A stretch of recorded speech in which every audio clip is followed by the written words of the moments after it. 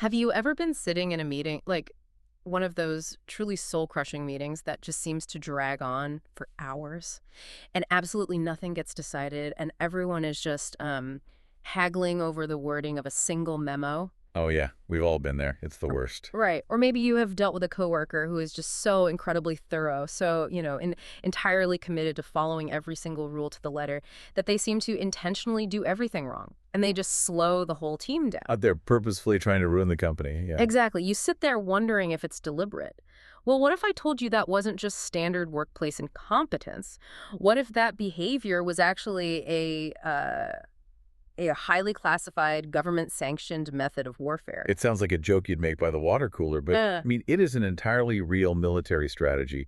We are literally talking about the weaponization of annoyance and inefficiency and just everyday friction. which is wild. So, welcome to the deep dive. Today, we have a truly incredible set of source material for you. We are looking at a 1944 declassified manual from the OSS. The Office of Strategic Services, yeah. Yeah. Back before they evolved into the CIA. Right, back when Director William J. Donovan was trying to figure out how to basically weaponize civilians, the document is titled The Simple Sabotage Field Manual. And okay, let's unpack this because we need to establish right up front what kind of warfare this actually covers. Yeah, that's a crucial distinction to make. Because when we think of World War II sabotage, I mean, our minds usually go straight to like James Bond commandos, right? Guys parachuting behind enemy lines with explosives to blow up a railway. Which is known in military terms as a coup de main, a Yeah. swift, highly technical surprise strike carried out by specialized operatives. But this manual explicitly states that it is not about that at all. Not at all. Right. The OSS realized there were millions of people living in enemy-occupied territories who really wanted to fight back. Mm-hmm. But they weren't trained soldiers. They were bakers and clerks and factory workers. Bus drivers, right? The ordinary citizen saboteur. Exactly.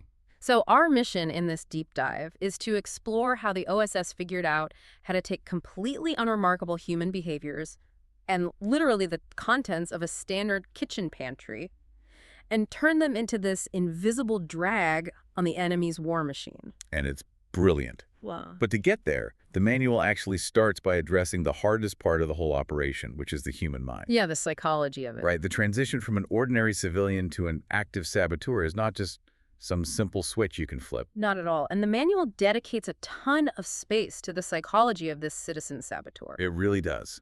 Because the authors point out this huge fundamental hurdle. They say purposeful stupidity is contrary to human nature. Which is such a profound way to phrase it. It is. Human beings, especially skilled workers in the 1940s, had this deep sociological drive to be useful. They had a conservationist attitude toward their tools and their materials. Mm-hmm. I mean, society conditions us to want to do a good job. We want to build things, not destroy them. Exactly. If you think about the craftsmanship of that era, right, a mechanic took immense pride in keeping an engine running smoothly. So asking a master baker to intentionally burn every loaf of bread they put in the oven, it violates their very identity. It goes against every instinct they have. Yeah. Is it really that easy to just tell someone, hey, please be lazy and clumsy today? Like, how did they pull that off? Well, what's fascinating here is that the OSS recognized that barrier. They couldn't just drop a pamphlet from a plane asking for vandalism. They had to engineer a fundamental rewiring of a worker's pride. Right. So the psychological strategy was to take traits that society usually punishes, laziness, clumsiness, absent-mindedness, and reframe them as patriotic virtues. Yeah, they had to convince that mechanic that he was no longer a bad mechanic for stripping a gear. He was a frontline soldier fighting for his country by stripping that gear. That is such a huge mental shift. It is, but they also recognized that high-minded, abstract concepts like global democracy or freedom of the press, those wouldn't motivate a tired, hungry person to risk the firing squad. No, of course not. If you are living under brutal military occupation, abstract philosophy doesn't put food on the table. It doesn't get you out of bed in the morning. Exactly. So the manual instructs that propaganda needs to promise specific local personal gains. They wouldn't broadcast messages about saving the world, right? No, they would promise the worker that acts of sabotage will hasten the day that, quote, Commissioner X and his deputies Y and Z are thrown out of power. It had to be tangible. It had to be about the local enforcer down the street who requisitioned their family's livestock or, the specific occupying officer who instituted some obnoxious curfew. Visceral local grievances are always far more motivating than distant ideals. But even with that motivation locked in, the OSS had to account for the psychological toll of isolation. Oh, it must have been incredibly lonely. So lonely. I mean, think about it. You're a citizen saboteur.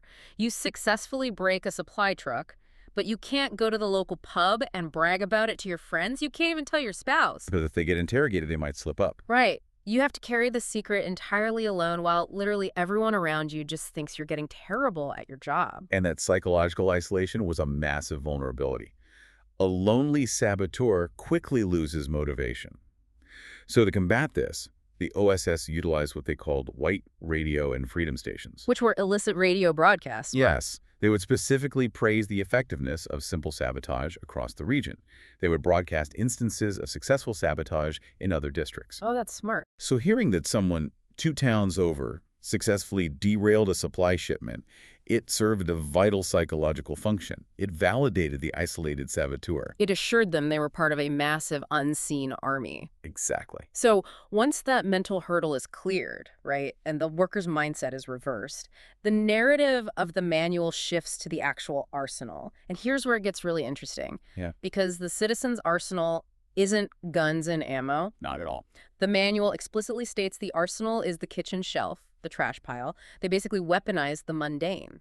Yeah, let's look at the mechanisms of how they attacked vehicles, for example, because we aren't talking about sophisticated timed explosives here. No, we are talking about like a handful of sawdust Right. or putting 75 to 100 grams of ordinary sugar or honey into a 10-gallon gas tank. And the chemistry of this is just devastating. As the sugar gets pulled into the engine and it's exposed to intense heat, it doesn't just burn away. It polymerizes. It turns into this hard, sticky carbon deposit on the pistons and the valves. The engine completely seizes up and literally has to be torn apart and rebuilt. That's incredible. Or, if you don't have sugar, just use whatever liquid is lying around. The manual suggests using water, wine, or urine to dilute fuel to the point where combustion simply fails. Whatever you have on hand. Yeah. But my favorite, there is one tactic in here that is so incredibly elegant in its simplicity. It's the Matchbox trick for tires. Oh, that is a stroke of evil genius. Right. Because you don't just walk up to a parked enemy vehicle and slash the tire with a knife. That is obvious. Yeah. And if a patrol walks by, you are caught red-handed. You're done for. Instead, you take a small nail, put it inside an empty matchbox, and prop that matchbox vertically right in front of the back tire of a parked car. And you just walk away. So simple. Right. And then minutes or hours later, the occupying soldier gets in the car, drives off, and the tire rolls over the box, driving the nail perfectly into the rubber. The brilliance is the delayed reaction. The nail goes in, but the tire doesn't go flat immediately. It goes flat 3 miles down the road. Which completely unlinks the saboteur from the scene of the crime. Totally. And the OSS applied this same delayed reaction logic to everything, like for plumbing.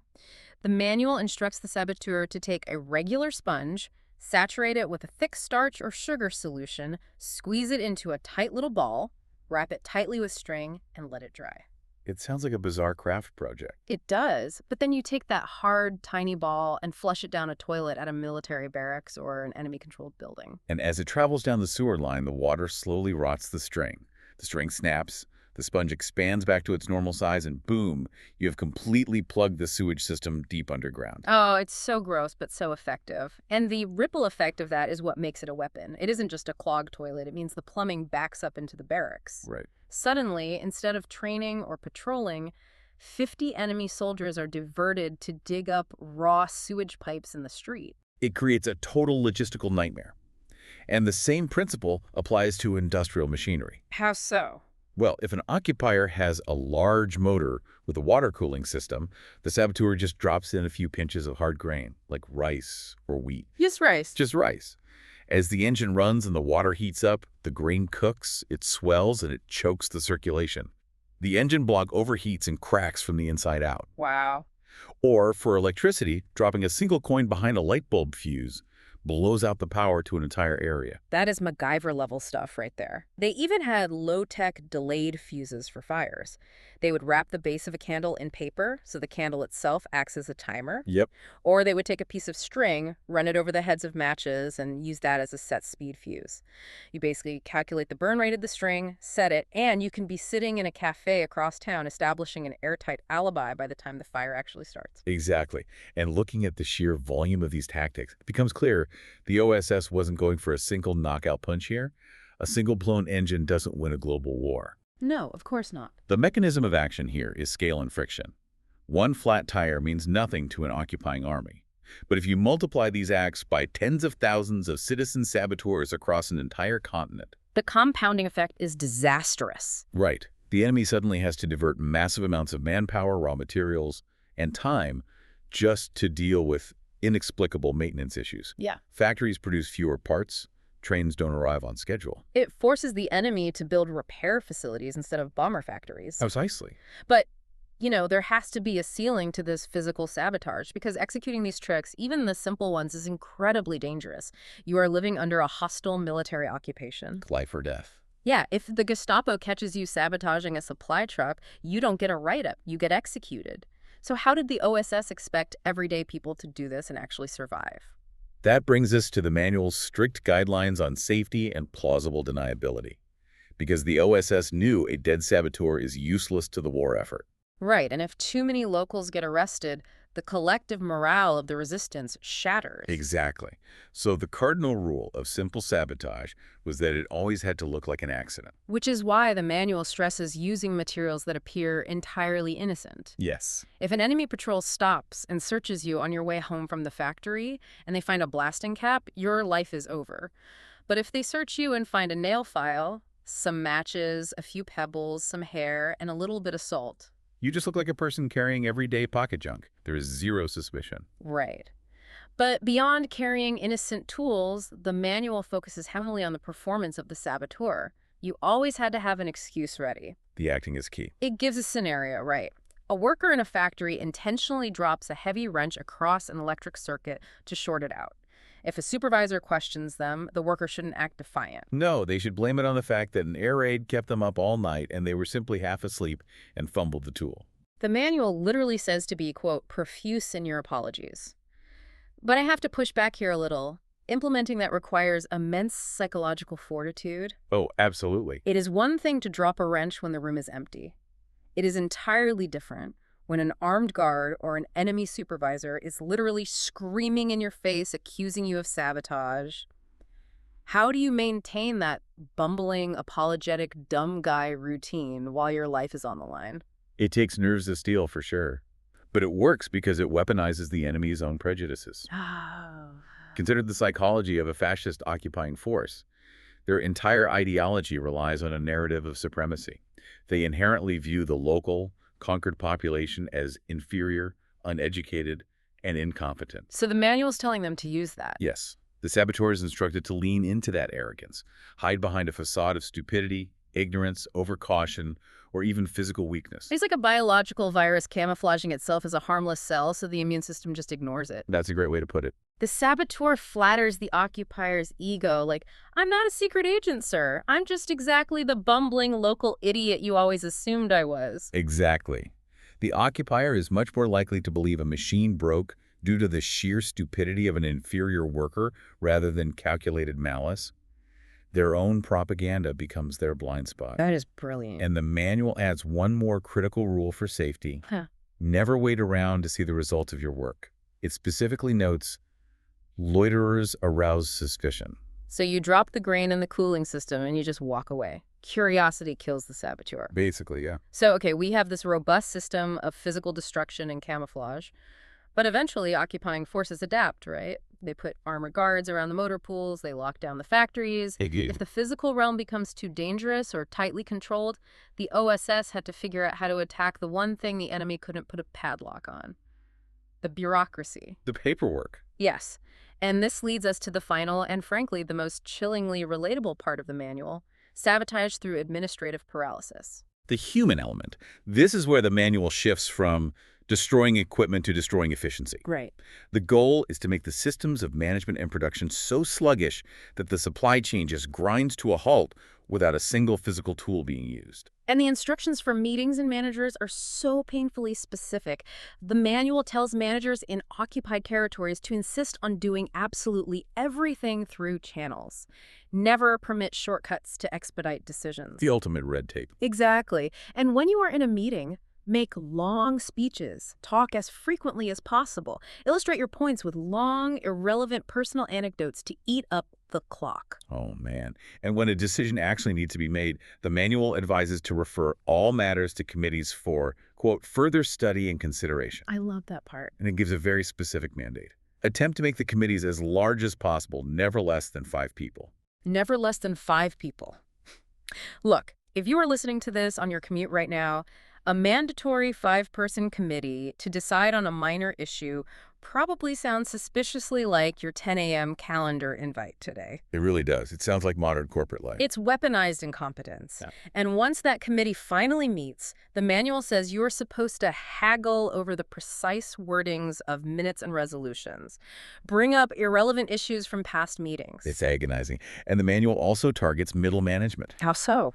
It suggests lowering overall team morale by being incredibly pleasant to the inefficient workers and actually giving them undeserved promotions. Oh, that's diabolical. While simultaneously discriminating against the highly efficient workers who are actually trying to get things done. It's brilliant. And for the administrative staff, the manual suggests misfiling essential documents. If you are asked to make copies, make one too few carbon copies, so the entire bureaucratic process has to be restarted. Yep. If important people call the office, tell them the boss is busy or on another line. And to understand why this is a weapon, we really have to look at the ripple effect of friction.